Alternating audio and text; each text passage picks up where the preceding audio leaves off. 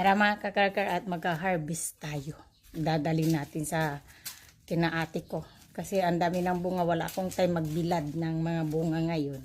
So, dahil tag-ulan pa, pamimigay muna natin kay ate. At mahilig sila sa gulay. Diba? Let's go. So, maaraw na. Napagalitan ako tuloy kanina. Mamaya ako mag-harvest ng okra. Ito yung mga okra ko. Ayan. Medyo malalaki na. At ito. Kunin ko. Kasi ang uunahin nating harvestin yung mabigat. Para hindi masyadong sagabal. Ang dami nating bunga. Tignan nyo mga kagargar ang bunga ng ating mga pananim.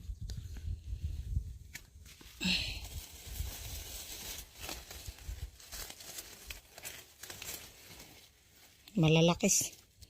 Next week kung hindi mo to kukunin na ngayon, diba?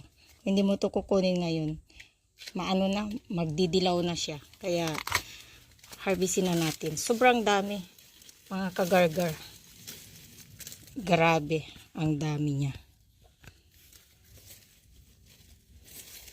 Ang daming bunga. Kasi sabi ko ilan lang ang itanim. Ang kulit naman na kasi ng kapitan ko eh. Ito din, kukunin na rin natin to kasi next week to magdidilaw na to eh. Sabi ko, dalawa lang itanim kasi ako lang naman ang kakain. Pag may natira, ibigyan natin sina ate. Sabi ko, nung sinabi kong bigyan sina ate, abay, nagtanim ng 4 na po. Pungkol ay na. Wala na. Di ko na sana sinabi. Pag nagsabi ka ng bibigyan, nako, talaga ay. Dito tayo sa silong. Dito tayo sa silong. Ay, nasabit pa yung ulo ko. Ay. Mayroong isang kadamakmak na sobrang laki. Talagang mamamangha kayo sa laki. O, diba? Oh, nasa baba siya. Mayroon pa. Pagsawa ate ko maggisa ng ampalaya. May dinding na bansot. Nabansot sila. Gusto ko kasi yung puti. Hindi kasi nabuhay yung puting ampalaya ba.